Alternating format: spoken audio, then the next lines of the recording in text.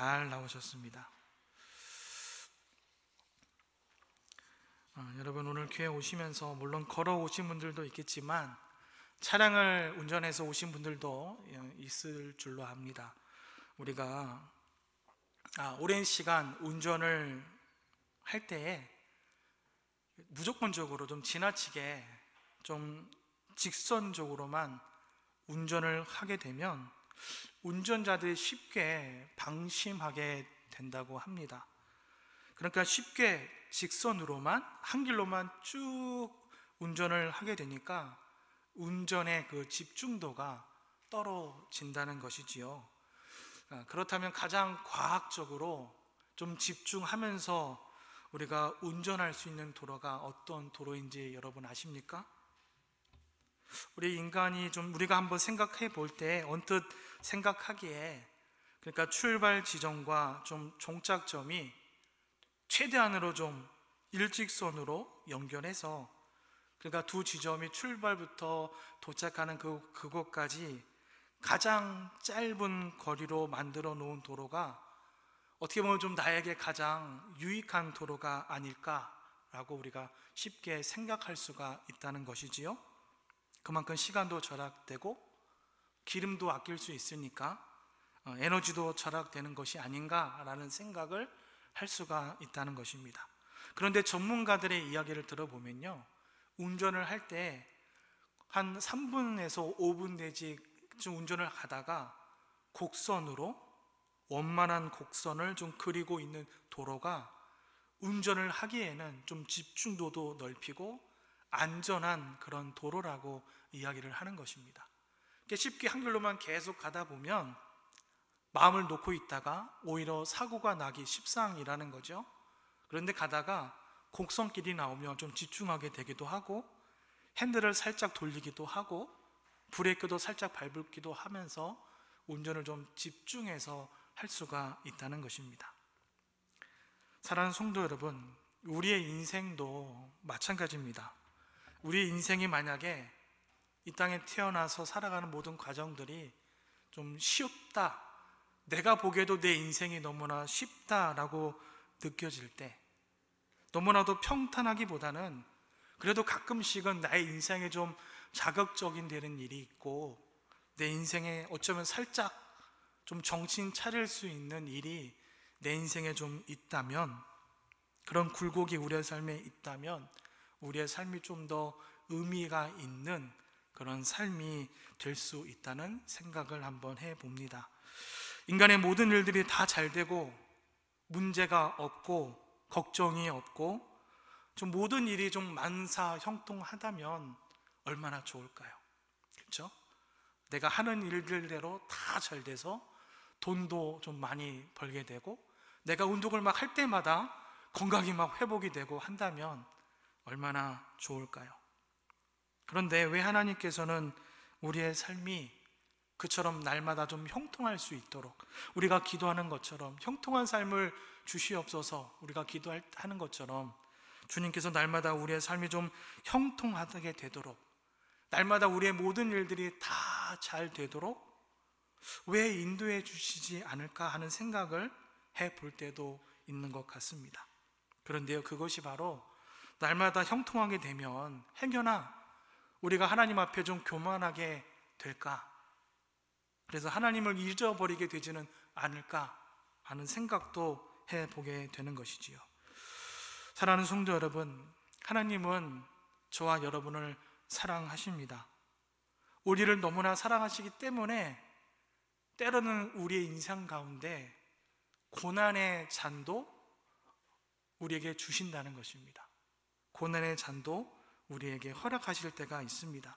그 고난의 잔이 우리로 하여금 우리의 삶이 때로는 고통스럽게, 지금 내 삶이 너무나도 고통스러운 것 같게 느껴지기도 할 수도 있지만, 그러나 그것을 생각해 보면 그 고난의 잔이 우리의 삶을 조금 더 강하게, 하나님께서 나의 삶을 조금 더 강하게 하시려고 그렇게 우리에게 고난도 가끔씩 주시는 것이 아닌가라는 생각을 하게 된다는 것이지요. 고난이 좀 많은 나라를 한번 생각해 보았습니다. 여러분, 고난이 많은 나라 하면 여러분 어떠한 나라가 생각이 드십니까? 우리가 잘 보고 있는 성경 말씀에 나오는 이스라엘이 생각이 됩니다. 그러나 이스라엘은요, 고난을 받으면 받을수록 점점점 약해져 간 것이 아니라 더욱더 강해져 갔다는 것입니다. 지금은 세계 그 어느 나라에서도 감히 무시하지 못하는 그런 나라가 되지 않았습니까? 세계의 경제가 이스라엘의 손안에 있다고 하는 말까지도 있다는 것입니다. 그뿐만이 아니라 우리가 살고 있는 우리나라 대한민국도 여러분 고난이 참 많은 나라였지요. 그런데 그 많은 고난이 나라를 약하게 만들고 힘들게 만드는 것이 아니라 여러분 더욱더 강하게 만들어주고 있다는 것입니다. 그러므로 하나님께서 우리 인생 가운데 날마다 형통한 날만 주시는 것이 아니라 우리를 너무나도 사랑하시기 때문에 우리에게 때로는 적당한 인생의 굴곡도 고난의 잔도 우리에게 주시는 것을 여러분 믿으시기 바랍니다.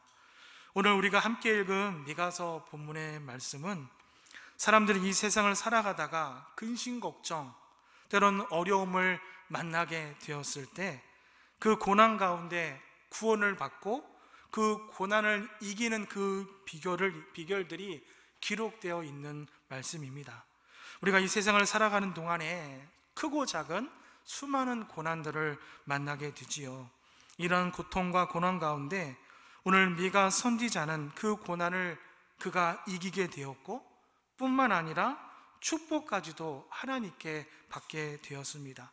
그렇다면 미가 선지자는 어떻게 그 고난을 대처했고 그 결과로 어떤 승리와 어떤 축복을 누릴 수가 있을까요?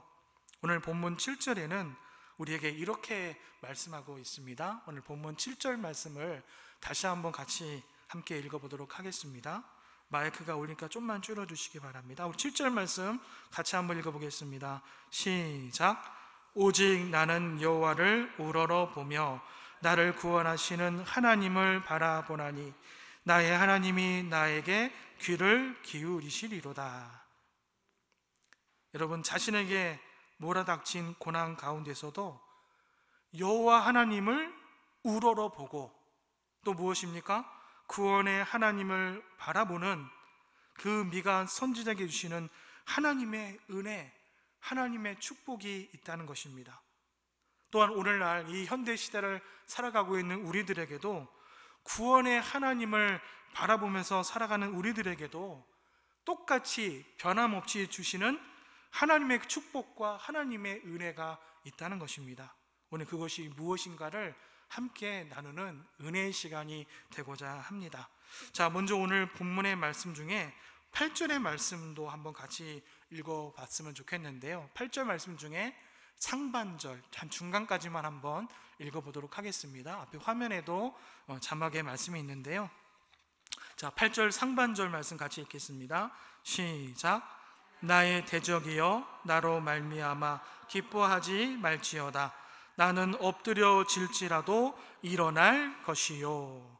어떻게 된다고요? 나는 엎드려질지라도 구원의 하나님께서 다시 일어나게 해 주신다라고 말씀하고 있습니다.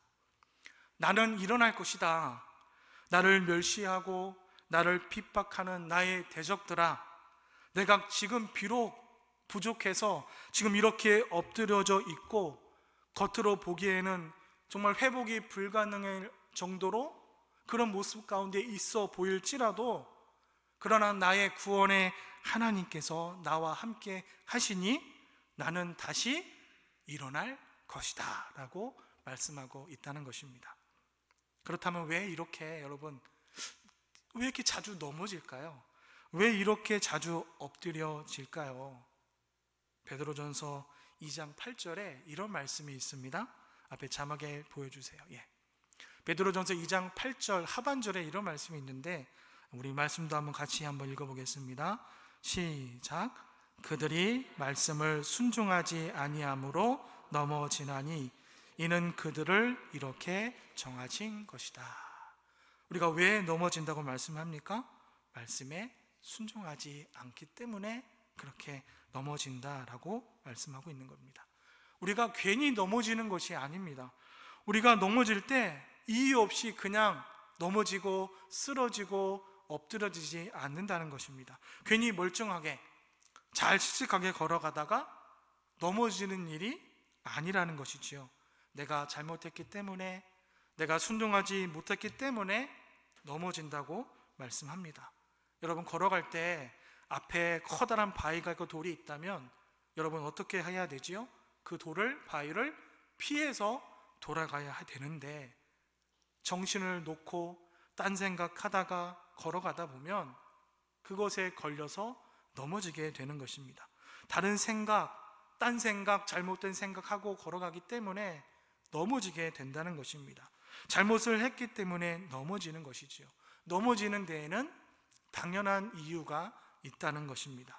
그리고 그 이유가 대부분 내 자신에게 있다는 것이지요.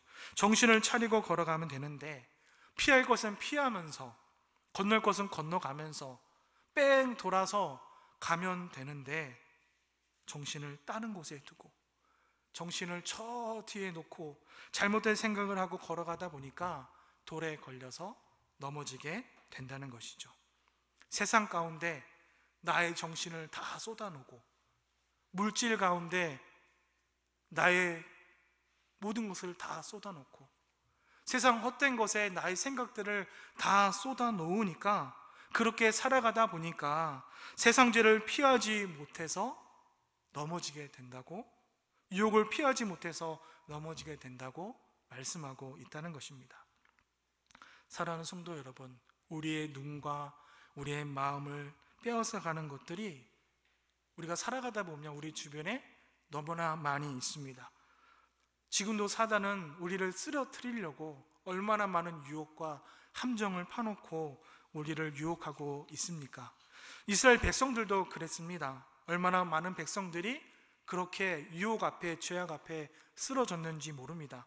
수많은 죄악과 우상들이 여러분 그들에게 접근해 왔습니다. 그럴 때마다 그 죄악들과 싸워서 이겨야 하는데, 그것을 넘어가야 하는데, 그 뒤에 너머에 있는 하나님만 바라봐야 하는데, 이스라엘 백성들은 그렇게 하지 못했다는 것이지요. 그래서 결국에 쓰러지고 넘어지게 되었다는 것입니다.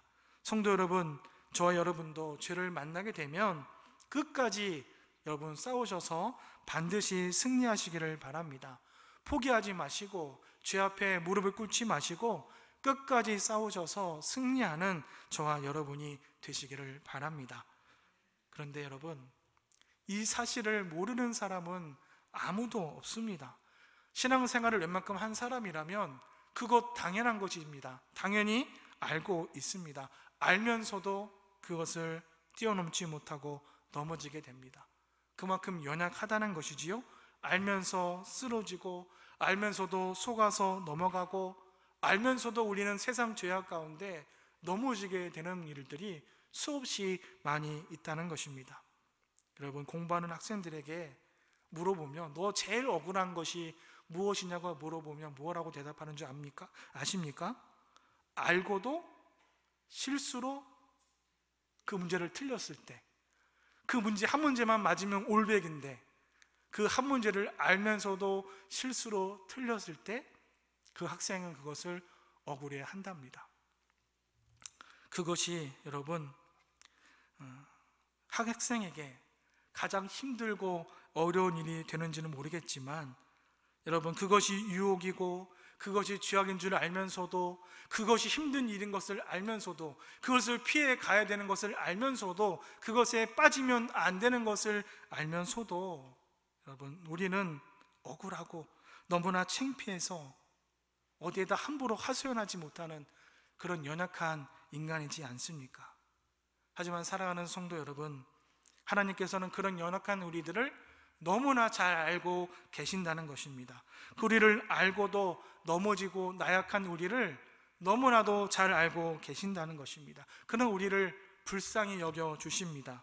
그래서 하나님께서는 우리를 긍휼히 여겨 주십니다. 이것이 하나님의 은혜이고 이것이 하나님의 사랑인 것을 믿으시기 바랍니다.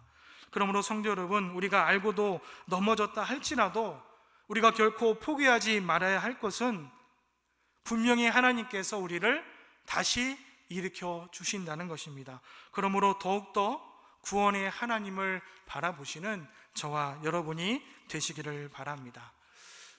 7전 8기라는 말이 있습니다. 여러분, 무슨 말씀이죠? 7번 넘어져도 8번째 일어난다는 말입니다. 여러 번 실패해도 좌절하거나 포기하지 않고 꾸준히 노력하면 결국에 일어설 수 있다는 것입니다. 오뚜기와 같다는 것이지요. 넘어지는 것이 중요한 것이 아니라 다시 일어날 수 있다는 것이 중요하다는 것입니다. 하나님께서 다시 우리의 손을 붙잡아 주시면 넘어지고 쓰러졌던 우리가 분명히 또다시 일어날 수 있다는 것을 믿으시기 바랍니다. 사랑하는 성도 여러분, 세상을 살아가면서 혹시나 계속해서 수없이 넘어지는 분이 계십니까? 세상의 문제 때문에, 물질의 문제 때문에, 건강의 문제 때문에, 자식의 문제 때문에, 혹시 세상의 유혹 때문에 넘어지는 분이 우리들 가운데 있습니까? 여러분, 하지만 오늘 우리는 지금 이 시간에 어디에 와 있죠? 교회에 와 있지 않습니까? 오늘 이 시간에 우리는 다시 주님 때문에 다시 일어날 수 있습니다. 오늘 수요 예배에 나왔습니다. 그러므로 예수님께서, 주님께서 우리에게 다시 힘을 주시고 용기를 주셔서 분명히 우리를 다시 일으켜 주실 줄로 믿습니다. 쓰러지고 힘이 들어도 하나님 붙들고 다시 일어서면 분명히 승리할 수 있게 될 줄로 믿습니다. 자, 우리 다시 한번 8절 말씀을 보겠습니다. 이번에는 8절 말씀 중에 나머지 부분들 하반절 말씀도 한번 같이 읽어보도록 하겠습니다. 우리 화면에 있는데 어두운 데에 앉을지라도부터 같이 읽어보겠습니다. 시작. 어두운 데에 앉을지라도 여호와께서 나의 빛이 되실 것임이로다. 아멘. 어두운 데에 앉을지라도 무엇을 주십니까? 빛을 주신다라고 말씀하고 있는 것입니다. 성경에서 말하는 어두운 곳은 어디일까요? 보통 성경에서 말하는 어두운 것들은요, 여러분, 악인들이 행하는 길을 말합니다. 마귀나 악한 영혼들의 거처를 말하죠. 하나님의 심판을 이야기도 하는 것입니다. 죽음의 그늘진 곳을 이야기하는 것입니다. 부정된 곳을 이야기할 때 어두운 곳이라고 우리가 이야기를 할 수가 있지요. 그러나 이렇게 어둡고 캄캄하고 멸망한 곳에 내가 앉아 있다라고 할지라도 그곳에서 내가 구원의 하나님을 바라보면 무엇입니까? 하나님께서 나에게 빛이 되어 주셔서 나를 다시 일어날 수 있게 하신다라고 오늘 말씀하고 있다는 것입니다.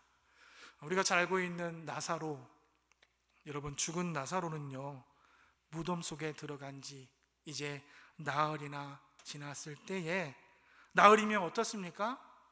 시체가 이미 썩기 시작했기 때문에 여러분, 전혀 소생이 불가능한 시기입니다. 썩어서 시체에서 냄새가 나는 시기입니다. 지금처럼 냉동고가 있는 것도 아니고 영안실이 있는 것도 아닌데 그날로 장례를 치르지 않으면 시체에서 썩은 냄새가 나는 시기입니다. 그러나 어떻습니까? 오늘 예수님께서 그에게 무덤을 열라고 말씀하십니다. 그리고 무덤을 향해서 나사로야 나오너라 라고 명령하십니다. 오늘 이 무덤 그 깊은 곳에, 어둠이 가득 찬 그 깊은 곳에 있었던 나사로가 그 무덤에서 걸어 나왔습니다. 밝은 곳으로 걸어 나왔다는 것입니다. 나사로가 다시 살아난 것을 믿으시기 바랍니다. 이것이 바로 예수님의 능력입니다. 어두운 곳에 있었던 자를 밝은 곳으로 이끌어내십니다. 죽은 자를 살리시고 어두움을 물리치는 것이 바로 예수님의 능력인 것을 다시 한번 믿으시기 바랍니다. 나사로가 죽었을 때에 그의 누나들이 있지 않았습니까? 마르다와 마리아는 여러분, 그 동생이 죽었을 때에 어둠의 자리에 앉아 있었어요. 절망의 자리에 앉아 있었습니다. 모든 것을 다 포기한 절망의 자리에, 어둠의 자리에 앉아 있었습니다. 그러나 이제 어떻게 되었습니까? 예수님의 능력으로 나사로가 나왔을 때 그 자리가 희망의 자리로 변하는 것을 믿으시기 바랍니다. 소망의 자리로, 기쁨의 자리로, 감사와 찬양의 자리로 변하게 되었다는 것입니다. 여러분, 이런 말이 있어요. 어두움은 쓸어낼 수 없지만 빛은 그 어두움을 몰아낼 수 있다라는 말이 있습니다. 사랑하는 성도 여러분, 무엇을 말씀합니까? 우리는 어두움에 물려 있을 때 우리의 힘으로는 아무것도 할 수 없는 절망 가운데 빠져 있을 때가 있습니다. 그러나 예수님께서 우리에게 말씀하시기를 너희는 세상의 소금이다, 너희는 세상의 빛이다 라고 우리에게 말씀하십니다. 그렇기 때문에 우리가 예수 그리스도를 믿는 빛을 비추기 시작하면 여러분, 어두움은 우리 앞에 반드시 물러가게 될 줄로 믿으시기 바랍니다. 사랑하는 성도 여러분, 우리의 인생 가운데 때로는 이런 자리에 우리가 앉아 있을 때도 있지요. 밝은 곳에만 빛으로만 앉아 있으면 얼마나 좋겠습니까? 그러나 인생의 고난이 찾아올 때, 아픔이 찾아올 때 우리가 어두운 가운데 앉을 때도 있다는 것입니다. 그러나 잊지 마시기 바랍니다. 우리가 아무리 그런 자리에 있다 할지라도 주님께서 우리의 빛이 되어 주실 줄로 믿습니다. 자, 우리 마지막 11절 말씀도 한번 같이 읽어보겠습니다. 11절 말씀. 자, 11절 말씀 같이 읽겠습니다. 시작. 내 성벽을 건축하는 날, 곧 그날에는 지경이 넓혀질 것이다. 아멘. 지경을 어떻게 하신다고요? 지경을 넓혀 주신다라고 말씀하고 있습니다. 지경은 여러분, 지면 위에서 일어나는 거울의 현상을 말하는 거예요. 우리가 거울을 가지고 땅에 딱 비춰보면 어떻게 보이죠? 땅의 모습이 거울에 비쳐서 땅의 모습이 몇 배로 보입니까? 똑같은 모습이 또 하나 보이는 것이죠. 땅의 모습이 2배로 넓게 보이는 것, 지경을 넓혀 주신다는 것이 무엇을 말씀합니까? 우리의 모든 것에 지경을 넓혀 주신다는 것, 곧 축복을 가리키는 말입니다. 우리의 모든 것을 넓혀 주신다는 것입니다. 사랑하는 성도 여러분, 하나님께서는 우리를 그냥 일으켜서 세워주셔서 밝은 빛을 비춰주시는 것으로 끝나는 것이 아니라 우리의 지경까지도 더 넓혀 주신다는 것을 믿으시기 바랍니다.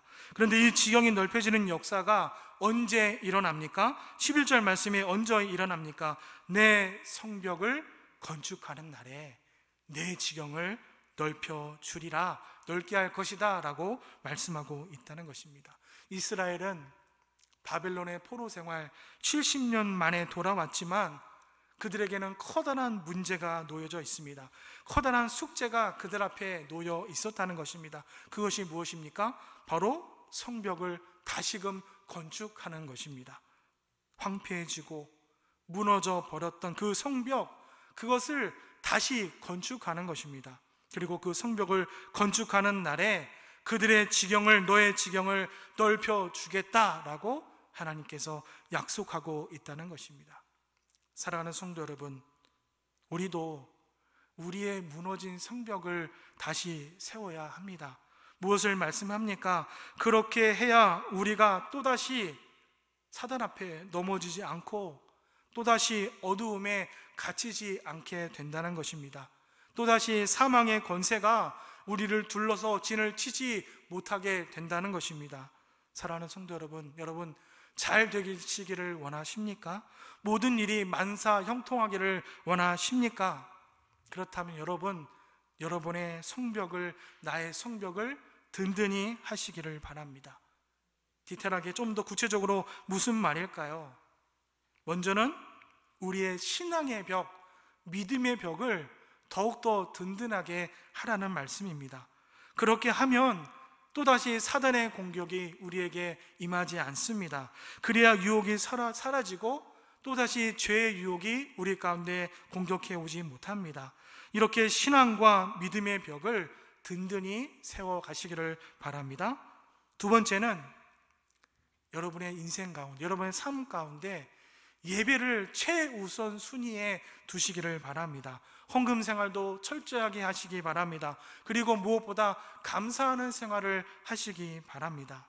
그렇게 되면 저와 여러분의 삶이 더욱더 풍부해지게 되고, 여러분의 신앙과 나의 믿음과 나의 감사가 넘치게 되고, 우리들의 삶을 더욱더 넉넉하게 든든하게 주님께서 반드시 채워주실 줄로 믿습니다. 이것이 신앙의 벽을 든든하게 세워나가는 것입니다. 그렇게 되면 하나님께서 저와 여러분의 삶의 지경을 2배 이상으로 더 넓게 반드시 만들어 주실 줄로 믿습니다. 지금까지는 내 힘으로 살아왔다면, 무엇인가 내 힘대로 해보려고 노력했다면, 이제부터는 하나님께 맡기시기를 바랍니다. 하나님께서 여러분들에게 반드시 베풀어 주실 줄 믿습니다. 내가 무엇을 해야 할지 하나님께서 알려주시고, 그리고 그 일이 형통함을 통해서 놀라운 축복의 역사가 불붙듯 계속해서 일어날 줄로 믿습니다. 사랑하는 성도 여러분, 저와 여러분은 반드시 잘 될 줄로 믿습니다. 흥하게 될 줄로 믿습니다. 왜 그렇습니까? 하나님께서 우리의 보증을 서주시기 때문입니다. 그것을 믿으시기 바랍니다. 우리는 경험해 보셨지만 넘어질 수도 있습니다. 때로는 실패할 수도 있습니다. 넘어지고 실수하고 실패할 수도 있지만, 그러나 그것으로 모든 것이 그것으로 끝나는 사람이 아니라는 것입니다. 비록 우리의 삶에 여러 가지 이런 일들이 생겨나도 오늘 본문의 말씀처럼 우리를 분명히 다시 일으켜 세워주실 수 있는 구원의 하나님께서 항상 우리와 함께 하신다는 그 사실을 잊지 마시기 바랍니다. 내가 손을 내밀면 언제든지 주님께서 내 손을 붙잡아 주실 줄로 믿습니다. 항상 주님께서 항상 나와 함께 하실 줄로 믿습니다. 내 옆에 주님께서 지금 이 시간에 함께 하시는 것을 믿으시기 바랍니다. 사랑하는 로덴교회 성도 여러분, 우리는 이 땅을 살아가면서 때로는 조금만 힘이 들어도, 조금만 넘어지는 일이 생겨도 금방 다시 일어날 수 없을 것 같아서 좌절할 때가 있지만, 이제는 그런 모든 것을 떨쳐 버리시기 바랍니다. 나를 다시 일으켜 세워주시고 나에게 빛을 비춰주시고 나의 지경까지도 넓혀주시는 주님께서 반드시 여러분들에게 큰 축복의 은혜를 베풀어 주실 줄로 믿습니다. 오늘 말씀을 기억하시고, 나를 구원해 주신 하나님, 나를 일으켜 주시고 나에게 빛을 비춰주시고 나의 지경까지도 넓혀주시는 그 하나님과 함께 날마다 동행하시는 저와 여러분의 삶이 되시기를 주님의 이름으로 축원합니다.